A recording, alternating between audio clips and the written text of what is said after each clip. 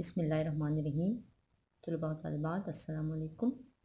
جماعت نحو کے اردو کے لیکچر نمبر 53 کا آغاز کریں گے۔ غزلیات آتش ہم نے پڑھی تھی، زبانی ہم نے اس کو سمجھ بھی لیا ہے، اس کی مشق کو بھی سمجھ لیا ہے۔ اب ہم اس کے تحریری کام کی ابتدا کریں گے۔ سب سے پہلے آپ نے اپنی کاپی پر ڈیٹیل پیج بنانا ہے، ٹھیک ہے۔ غزلیات آتش کے لیے شاعر کا نام، تاریخ پیدائش، تاریخ وفات، ادبی حیثیت، غزل گو شاعر، ٹھیک ہے۔ دبستان لکھنؤ کے نمائندہ شاعر، ٹھیک ہے، یہ اس پہ لکھ لیں، اور ان کے اہم مجموعے کلام۔ اس کے بعد آپ نیکسٹ پیج پر ہیڈنگ ڈالیں گے تشریحات، اور شعر نمبر 1 آپ لکھ دیں گے۔ شعر نمبر 1 اس طرح سے: سن تو صحیح جہاں میں ہے تیرا فسانہ کیا، کہتی ہے تجھ کو خلق خدا غائبانہ کیا۔ شعر لکھ لیا۔ شعر کے بعد آپ نے حوالہ پیراگراف میں بھی لکھ سکتے ہیں اور پوائنٹس کی صورت میں بھی۔ دیکھیں یہاں پر میرے پاس پیراگراف میں ہے: مندرجہ بالا شعر ہماری نصابی کتاب اردو لازمی کے حصہ نظم و غزل سے لیا گیا ہے، جس کے شاعر خواجہ حیدر علی آتش ہیں، جو دبستان لکھنؤ کے نمائندہ شاعر ہیں۔ ان کے کلام کی نمایاں خوبیاں آتش بیانی، سلاست، روانی اور خارجیت ہیں۔ آتش نے غزل میں 2 دیوان لکھے۔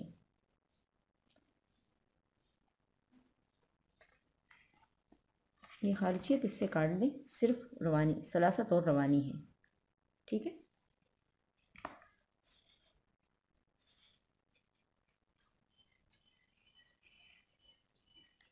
آتش نے غزل میں 2 دیوان لکھے یہاں تک۔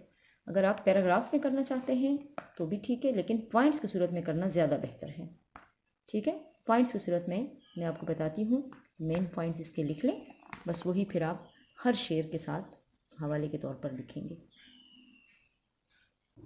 یہ دیکھیں، آپ اگر اس کی جگہ، حوالے کی جگہ صرف یہ پوائنٹس لکھ لیں تو زیادہ آپ کو آسانی رہے گی، ٹھیک ہے، ٹائم بچتا ہے۔ غزل نمبر 1 شاعر خواجہ حیدر علی آتش، ادبی حیثیت غزل گو شاعر، دبستان لکھنؤ کے نمائندہ شاعر، ٹھیک ہے۔ یہ بس یہ 3 پوائنٹس اگر آپ لکھ لیں تو کافی ہیں۔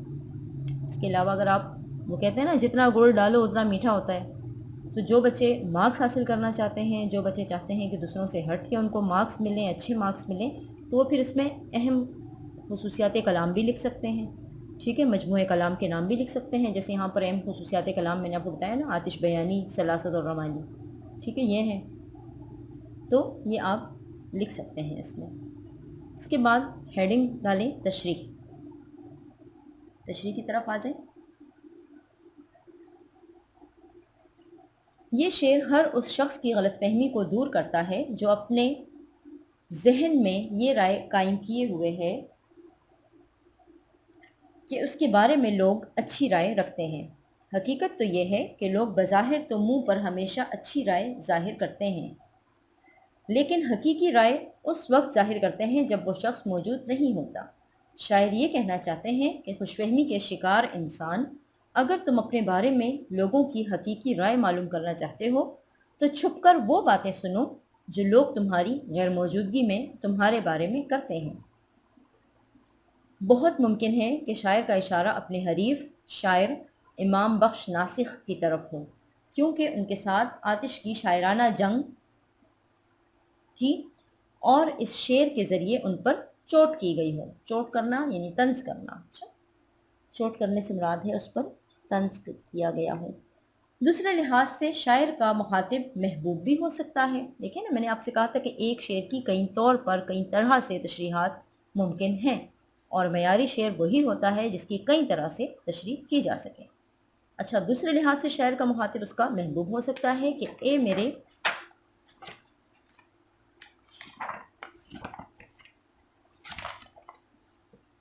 محبوب، میری بات غور سے سنو، رقیب اور دوسرے لوگ تیری موجودگی میں تیرے حسن اور حسن سلوک کی تعریف کرتے ہیں، تیرے حسن کے رعب کی وجہ سے اور کبھی تیرے ساتھ دوستی قائم رکھنے کی وجہ سے وہ ایسا کرتے ہیں، لیکن تیری غیر موجودگی میں تیرے ظلم و ستم اور بددماغی کی باتیں کرتے ہیں، اور کہتے ہیں کہ میرے ساتھ ان کی دوستی تو بس رسمی سی ہے، رسمی یعنی عام سی ہے، اس لیے تو اپنا طرز عمل تبدیل کر لے، ظلم و ستم کی روش چھوڑ دے، روش یعنی طریقہ، طور طریقہ، اخلاق اچھے رکھ تاکہ تمہارے بارے میں سب کی رائے اچھی ہو۔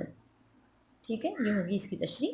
بقول شاعر: نکالا چاہتا ہے کام کیا تانوں سے اے غالب، تیرے بے مہر کہنے سے وہ تجھ پر مہرباں کیوں ہو۔ کہ غالب تم کتنے بھی تانے دے دو محبوب کو، کتنا بھی اس کو کہو کہ تم بے مہر ہو، لیکن وہ تانوں سے کچھ سیکھنے والا نہیں ہے۔ ان تانوں کے جواب میں وہ ایسا نہیں ہوگا کہ وہ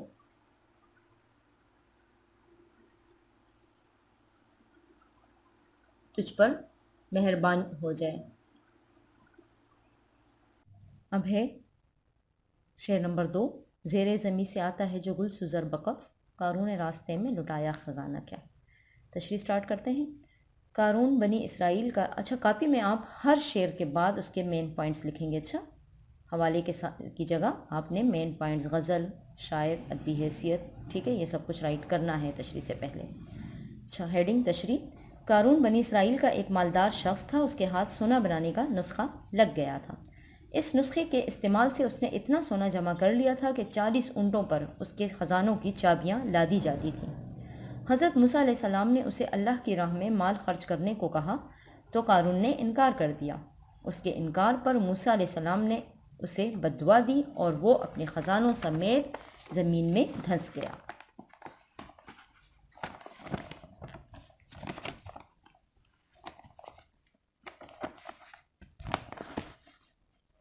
ٹھیک ہے، یہ دیکھیں، زمین میں دھنس گیا۔ پھر پیراگراف چینج: شاعر کے مطابق جو پھول بھی زمین کی سطح سے اوپر آتا ہے وہ اپنی مٹھی میں سونا لیے ہوتا ہے۔ شاید یہ قارون کا لٹایا ہوا خزانہ ہے کہ زمین کے نیچے سے زردی مائل پھول سطح زمین پر آتے ہیں تو وہ اپنی مٹھی میں سونا لیے ہوتے ہیں۔ شاید یہ قارون کا زیر زمین دفن شدہ لٹایا ہوا خزانہ ہے جو لوٹ لوٹ کر پھول سطح زمین پر لا رہے ہیں۔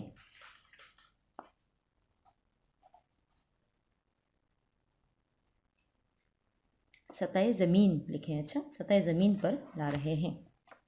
اس کے بعد شعر نمبر 3: چاروں طرف سے صورت جانا ہو جلوگر، دل صاف ہو تیرا تو ہے آئینہ خانہ کیا۔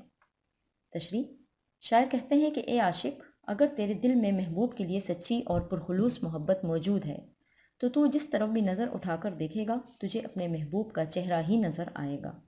اس کے لیے کسی شیشوں والے گھر کی ضرورت نہیں ہوگی جس میں ایک شخص کی موجودگی اس کے ہر طرف موجود ہونے کا احساس دلاتی ہے۔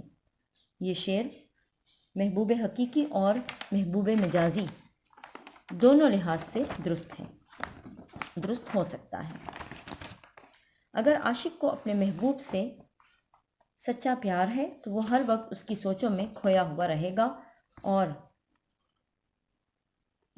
ہر نئے آنے والے شخص کے چہرے میں اسے اپنے محبوب ہی کا عکس نظر آئے گا۔ دراصل اس شعر میں وحدت الوجود کے فلسفے کو بڑی خوبصورت انداز میں پیش کیا گیا ہے۔ وحدت الوجود یعنی اللہ کے وجود کا، کہ وہ ایک ہے نا، ایک وجود کو ماننا، کہ اگر کسی شخص کو اللہ تعالیٰ سے سچی محبت ہو اور اس کا دل دنیاوی آلائشوں سے پاک صاف ہو، آلائش یعنی گندگی، آلائش کا مطلب گندگی، تو انسان کو کائنات کے ذرے ذرے میں ذات باری تعالیٰ کے نور کا ظہور دکھائی دے گا۔ جگ میں آ کر ادھر ادھر دیکھا، تو ہی آیا نظر جدھر دیکھا۔